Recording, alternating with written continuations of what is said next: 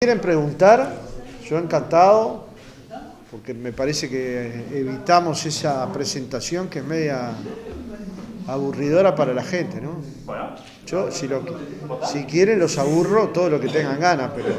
Le sale perfecto. ¿Estás como arriba? Ya, estamos arriba.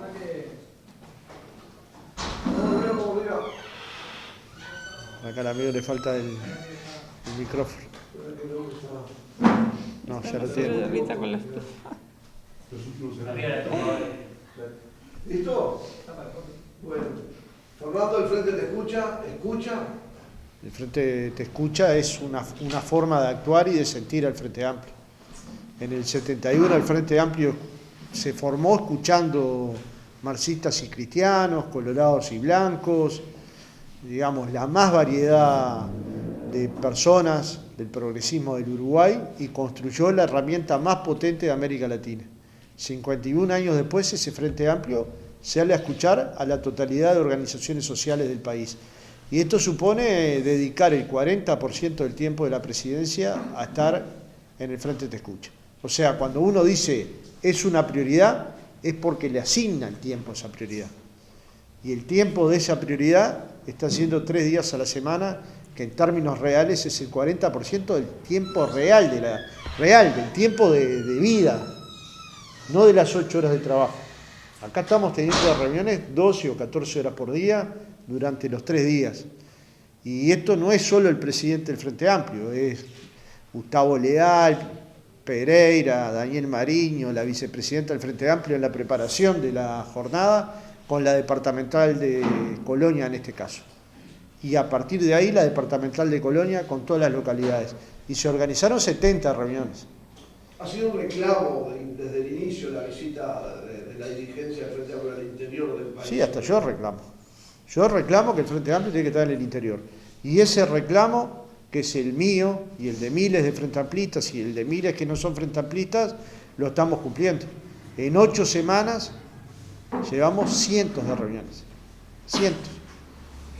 Y esa sensación de que el Frente Amplio se encamina a construir la organización que se precisa para ganar está instalada en el alma y en la militancia de los compañeros. Y no es una sensación porque sí. Nos propusimos crear 500 comités y hay un plan para tener 100 comités más de lo que tenemos. Nos propusimos crear una comisión de programa que funcionara con tiempo para visitar todos los departamentos y las regionales, y esa comisión de programa encabezada por Álvaro García y Ricardo Ehrlich están saliendo a todo el país. Conformamos la Comisión Nacional del Interior con el objetivo de que militantes del interior organizaran la política de cada una de las regiones, y Aníbal Pereira al frente puso en marcha, está funcionando, funciona regularmente. Nos propusimos el Frente Te Escucha y estamos en la 8ª semana. Y además entendemos que el dolor que están viviendo los uruguayos por la crisis financiera, por la crisis de la seguridad pública, pero sobre todo por la crisis de un modelo que en vez de crecer y desparramar, está desparramando de abajo hacia arriba, como dijo el diputado Olmos, desafiando a la ley de la gravedad. 800 millones de los trabajadores perdieron solo en el año 2021. Y el Producto Bruto Interno creció. Alguien tiene ese dinero. ¿Ganar para qué, Fernando? Ganar para transformar. Cuando el Frente Amplio llegó al gobierno, transformó el Uruguay de cabo a rabo. Si uno piensa que había un país con 40% de pobres y devolvió el país con 9%, que había más de 50% de nuestros niños pobres y lo devolvió con 17%, si piensa que construyó un sistema nacional integrado de salud, que transformó la matriz tributaria, que transformó la matriz energética, que a cada niño le dio una computadora, que construyó las normas laborales más progresistas del mundo, que eso significó el reconocimiento de los 2 directores de la OIT del periodo, Urraider el último. Si de alguna manera el peón rural hoy gana 3 veces más de lo que ganaba en 2004, y la trabajadora doméstica también, si se formalizaron decenas de miles de trabajadoras domésticas, es que el Frente Amplio llegó para transformar y transformó. Ganamos 3 y perdimos la última con 40% de votación en la primera vuelta, como ningún partido tuvo. Es decir, para ganarle al Frente Amplio se tuvieron que sumar todos. Y esa unidad ya ven los riesgos que tiene. Tiene el riesgo de darle la libertad a los violadores de los derechos humanos, tiene el riesgo de construir leyes que luego pueden hacerle perder al Uruguay decenas de millones de dólares, como este artículo de la LUC, que cambió la prescripción de las deudas y que lo tuvieron que votar en 24 horas porque la falta de apego y desidia de las autoridades llevó a que en 2 años no hubieran tramitado los problemas de la Agencia Nacional de Vivienda, a pesar de que la directora del Frente Amplio se los advertía. Entonces, cuando decimos no estaban preparados, es porque no estaban preparados. No se pueden enojar porque pensemos que no están preparados, o sí se pueden enojar, pero con ellos mismos. Heber le presentó al presidente Lacalle un plan para bajar los homicidios. En vez de bajar, subieron 39%. Entonces opta con compararlos por el 2019. ¿Por qué? Porque dice ahora sí que la pandemia tuvo que ver con la baja de delitos. Bueno, entonces no tenía plan, o si tenía un plan, era un plan tan equivocado que llevó al Uruguay a una situación de emergencia. En la ANB, acabo de decir esto, en la política económica los salarios crecieron y solo para los salarios de menores ingresos van a tener el mismo valor de compra que en 2019 en el mes de enero, de febrero y de marzo de 2025, cuando el gobierno se va a estar despidiendo. O sea, media década de pérdida salarial. Media década. 5 años no solo sin ganar salario, perdiendo. Para el caso de los maestros, de los policías, perdieron los primeros 2 años 18 jornales por año. Y van a seguir perdiendo, a un ritmo menor, pero van a seguir perdiendo. Y esto supone que al final del periodo habrán perdido 60 jornales. ¿Parece lógico que un maestro gane en 5 años 60 días menos de lo que ganó en el periodo anterior? Para mí no. Al contrario, debería haber una política de incentivo. ¿Parece lógico que no hubiera inversión en investigación cuando fueron la ciencia la que nos generó condiciones para enfrentar la pandemia de mejor manera? Como correlato de esa situación, hoy los hombres y mujeres de la ciencia tienen menos presupuestos del que tenían. Entonces, claro que hay un gobierno que está fallando porque el modelo está fallando. Y cuando un modelo falla, tiene que haber una alternativa y una esperanza. Y hoy la esperanza se llama Frente Amplio y estamos trabajando para volver a gobernar el país y cada departamento. En este contexto de diálogo que se ha iniciado y lo que ha podido conversar en esta oportunidad en Carmelo y en la región, ¿qué información ha recabado, situación social de las empresas de la zona? Bueno, hay problemas de empleo, claramente hay problemas de estabilidad de algunas de las empresas, hay problemas de desigualdad enormes, es solo caminar por el lugar, pero también es lo que nos dicen, hay problemas de inclusión social, hay problemas de que la gente gana y puede comprar menos, es decir, de baja de consumo, y eso la gente lo expresa con mucha claridad. Y también nos expresa por qué creen que perdió el Frente Amplio. Porque no es que nosotros preguntamos sobre los demás, nosotros sí preguntamos sobre la situación actual, sobre cómo creen que es la perspectiva del país, sobre cómo se ven a sí mismos, pero también luego les preguntamos por qué perdió el Frente Amplio. Y ahí nosotros recibimos respuestas que nos sirven para varias cosas, pero uno es para no cometer los mismos errores que cometimos. Nosotros estuvimos en ciudades donde la gente con la que nos reuníamos creían que la escuela de tiempo completo del lugar la había hecho el intendente departamental del departamento. Y obviamente es una escuela que la construyó la ANEP, le colocó los maestros la ANEP, es del gobierno uruguayo. Y sin embargo la gente tenía la idea de que la había financiado la intendencia. Bueno, estas son las cosas que nos pasaron. También nos pasó no hablar con la gente, también con nuestra gente. No consultar sobre cuáles eran las prioridades. Bueno, estas críticas que recibimos, ¿son de recibo o son de recibo? A veces nos duelen, ¿no? Porque a nadie le gusta perder, y mucho menos cuando el perder significa retrocesos para la gente. Pero sin embargo, el Frente Amplio, el gobierno de Vázquez, tenía el gobierno de cercanía y hubo un consejo de ministros, yo recuerdo el consejo de ministros aquí en Carmelo, donde participó mucha gente, ministros de Estado, ¿no? Y recuerdo en aquel momento las palabras de Vázquez, ¿no? Hablando justamente de la cercanía y de esa relación gobierno y gobernados. Sí, es que eso sucedió y la gente reconoce que acá en Carmelo estuvo el presidente, estuvieron los ministros, estuvieron funcionando en distintos locales de Carmelo, incluyendo en la alcaldía, se habló y se trató al alcalde como una propia, eso se reconoce. Lo que creo que nos faltó es que todo el gobierno saliera a cada lugar donde se hacían las transformaciones para transformar con la gente. Y esa es una autocrítica que el propio Frente Amplio se la hizo. Pero lo que el Frente Amplio mira hacia adentro puede estar equivocado. Ahora nos estamos sometiendo a opiniones que no son del Frente Amplio, que son de organizaciones muy diversas. Si la gente nos dice que no tuvimos cercanía, bueno, eso lo tenemos que analizar y mirar cuáles son las mejores formas.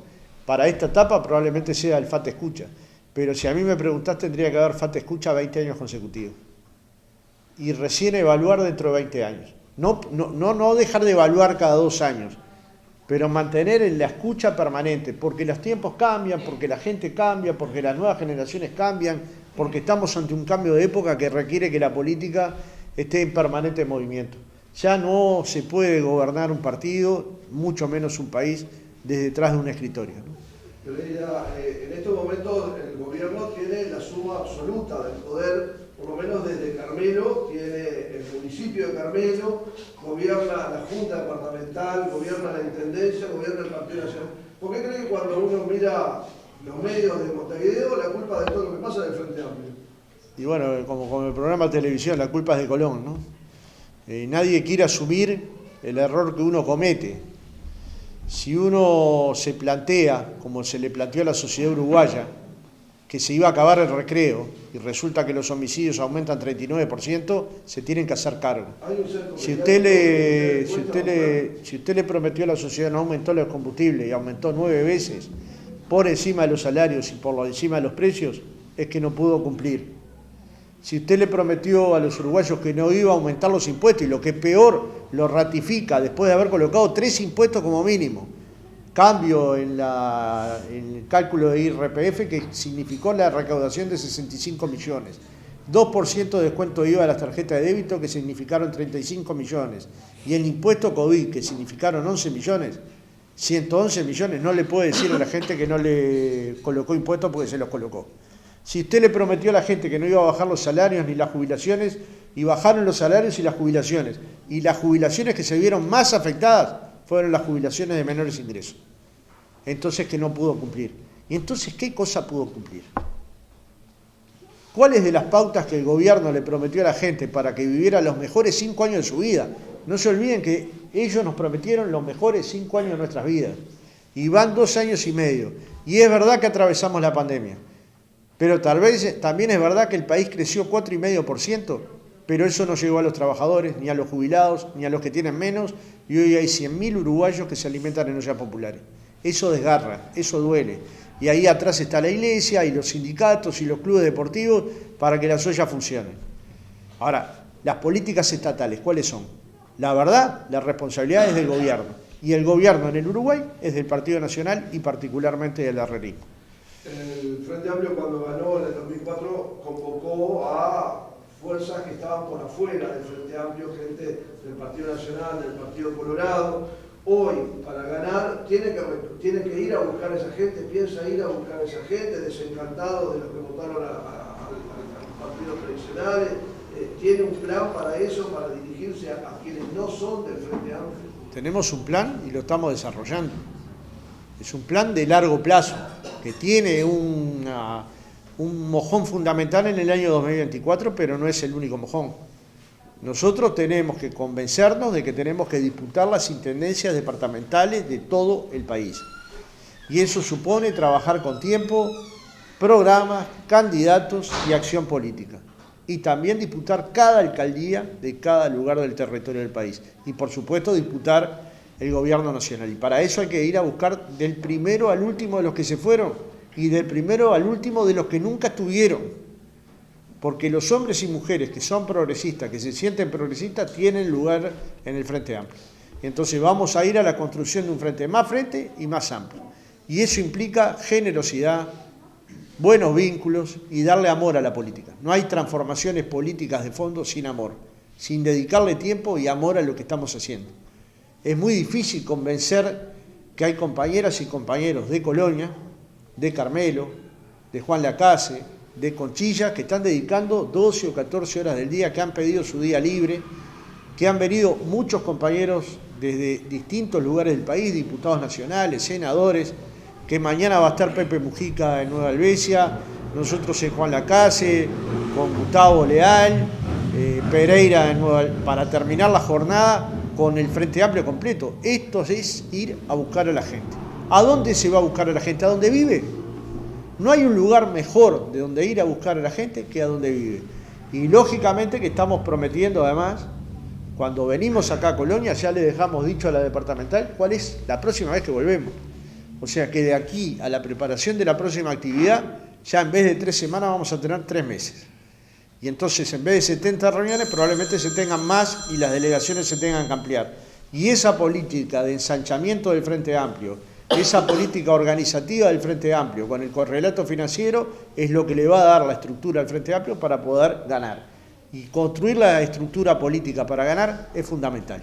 Pereira, ¿cómo ve el Frente Amplio en Colonia? ¿Cómo está la fuerza política? ¿Qué le dicen ustedes?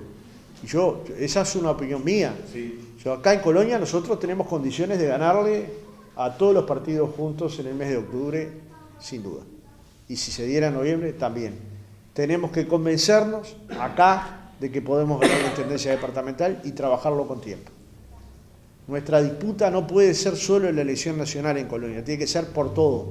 Pero no porque sea importante ganar tal o cual departamento, porque el Frente Amplio cuando llega transforma.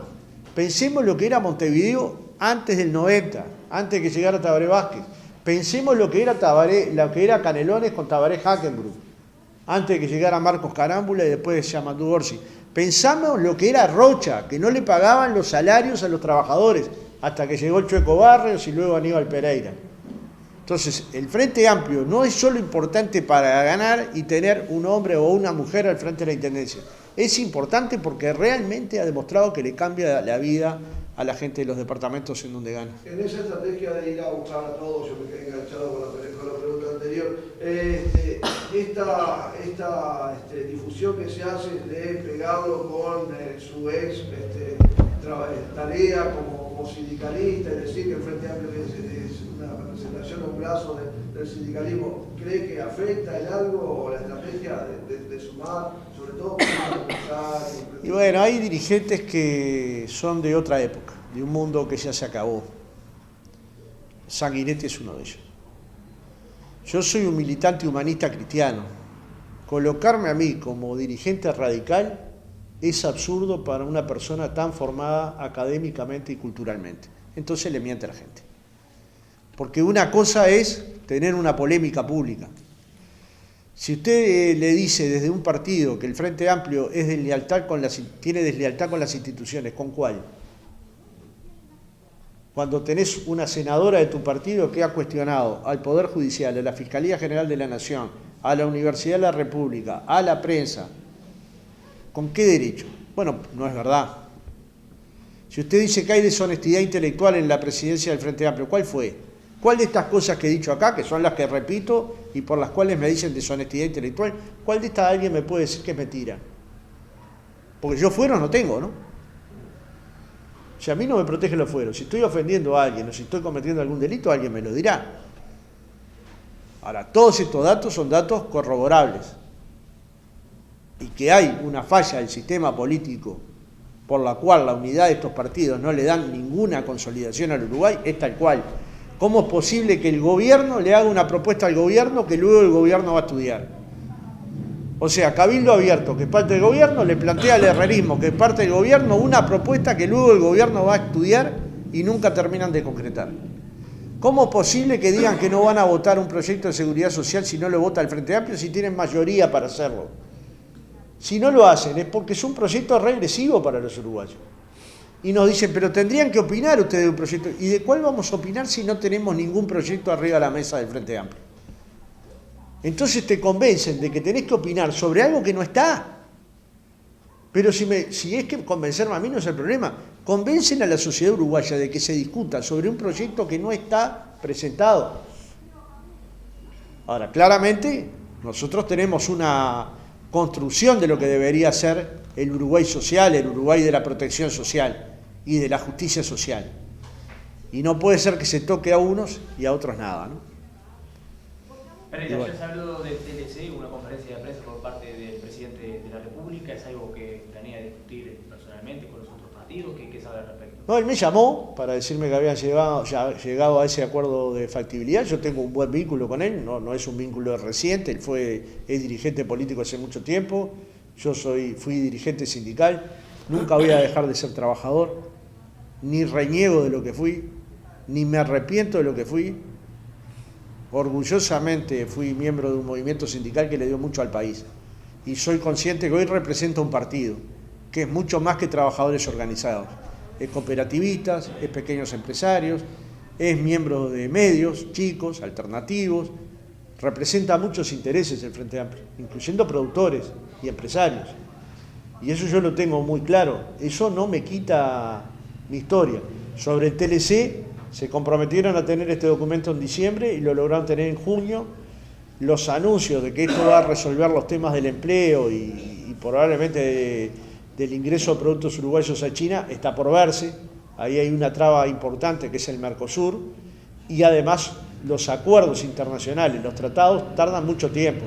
Si usted piensa que el Tratado Unión Europea-Mercosur comenzó hace 30 años y no se logró firmar hasta ahora, no podemos pensar que el anuncio de la calle de ayer va a resolver los problemas de la gente en el corto plazo. Y me refiero al corto plazo a todo su periodo de gobierno.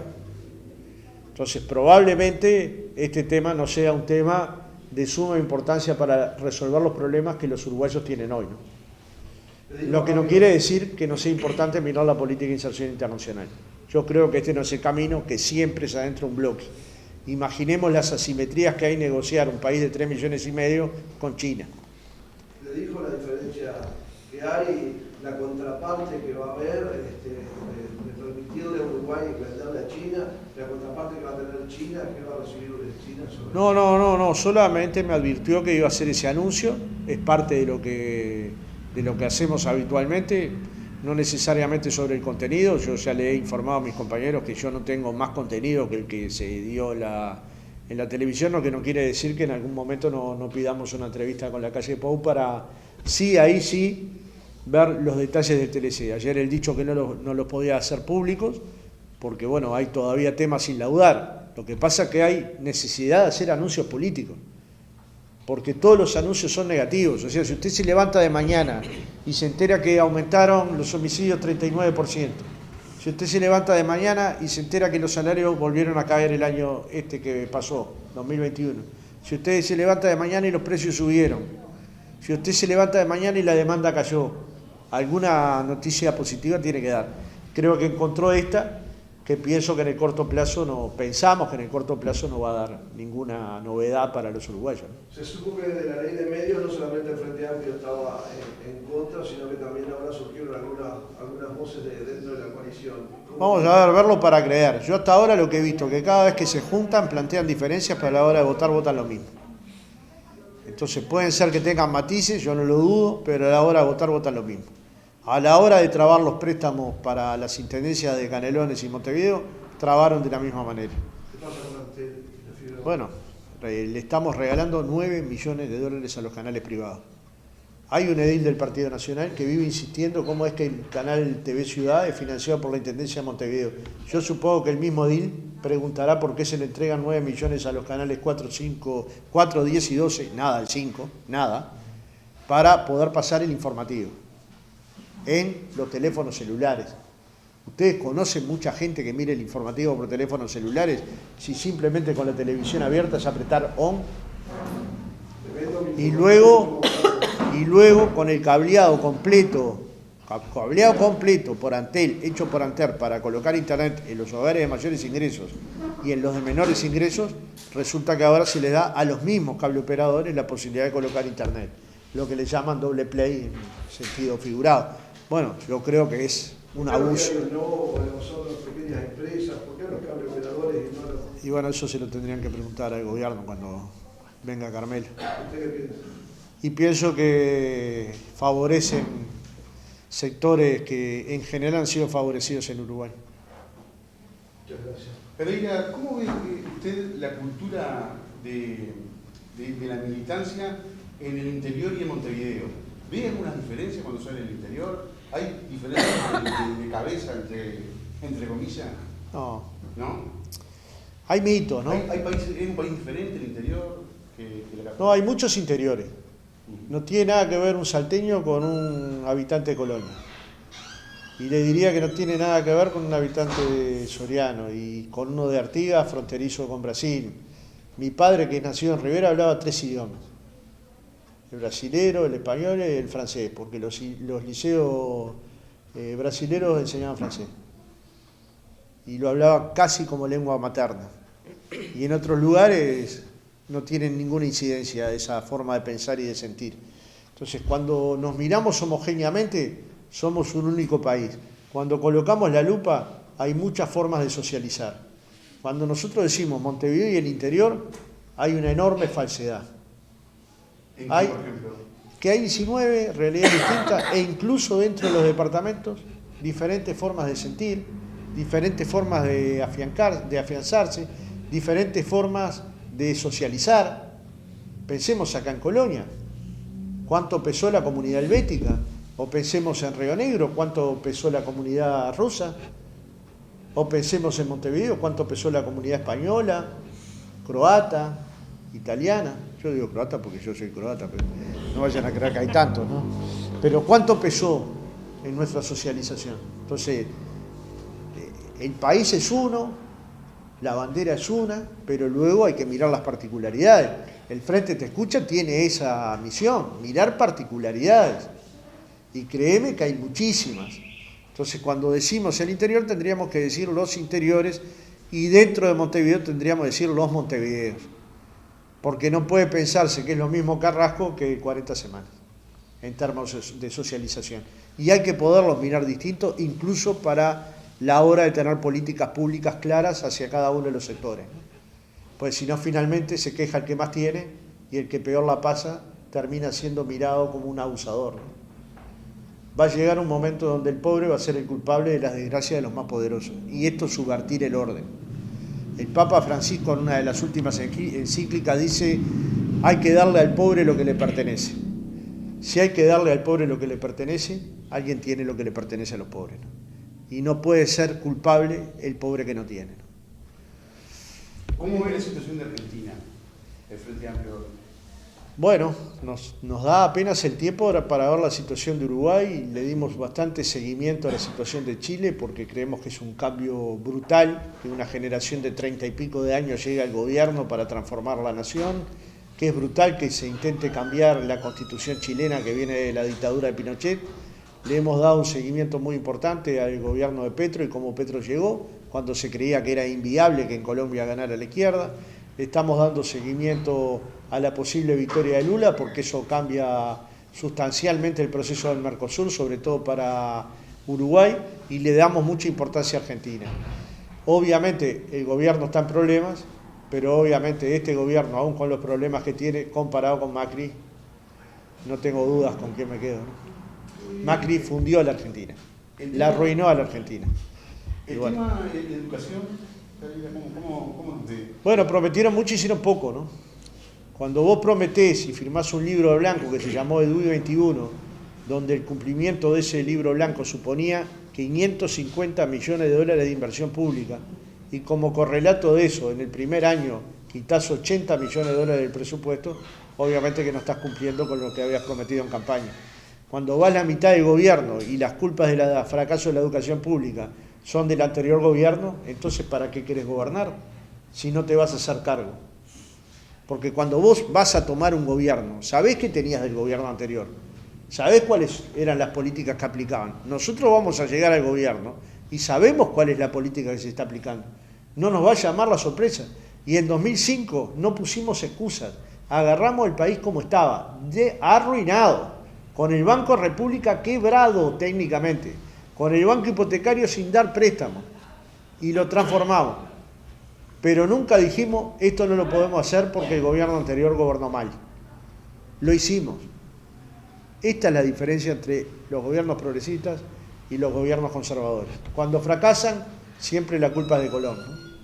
Colón está acostumbrado a ser el responsable de estas culpas, pero no las admite y presenta documentos para decir esto que se está diciendo no es verdad. En Uruguay no había otra producción energética que no fuera a base de petróleo y las represas. Hoy tenemos una matriz energética totalmente transformada. En el Uruguay habían 100.000 personas que no veían solo porque eran pobres. Las lentillas valían $1,50, pero una operación de cataratas valía $3.000. Y la verdad que lo que logramos es que los pobres pudieran volver a ver. Esto es tener sensibilidad progresista. Solo la tiene el Frente Amplio, esta sensibilidad no. Hay una enorme cantidad de blancos y colorados y de cabildantes que tienen esta sensibilidad. A todos ellos los vamos a ir a buscar. Y hay otros que creen que ellos fueron los elegidos para vivir bien y que los demás no tienen suficiente talento para hacerlo. Y la verdad es que el problema es de origen, es decir, en qué lugar te tocó nacer. Y y contra eso hay que luchar. Es una lucha despareja, es una lucha desigual. Y sí, es una lucha en que nos adjetivan, nos insultan, nos descalifican, a pesar de que nosotros no usamos ni un adjetivo hacia los demás. Sí. Hoy es el aniversario de la Bastilla. Se rebeló la oligarquía, la burguesía y el pueblo contra la nobleza y el clero. ¿La lucha sigue siendo la misma, Fernando? Las luchas siempre son diferentes, ¿no?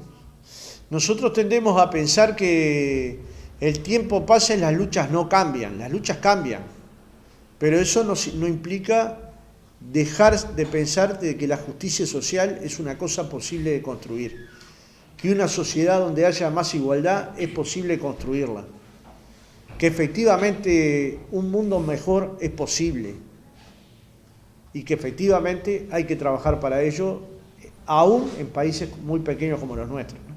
Entonces hay muchos valores de esas batallas que siguen vigentes y hay otros que están por construirse.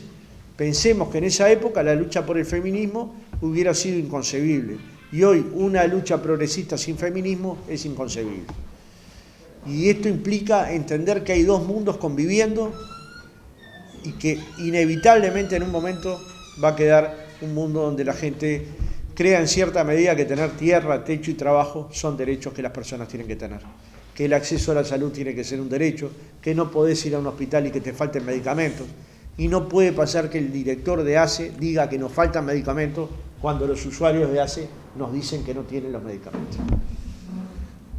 ¿Por qué va a mentir un usuario? ¿Por qué van a mentir los usuarios? ¿Qué sentido tiene esto? No, faltan medicamentos. Y en el mismo diario te dice que faltan 97 medicamentos y otro que dice que no falta ninguno. Pero ustedes que son periodistas saben que faltan medicamentos. Muchas gracias. A ustedes.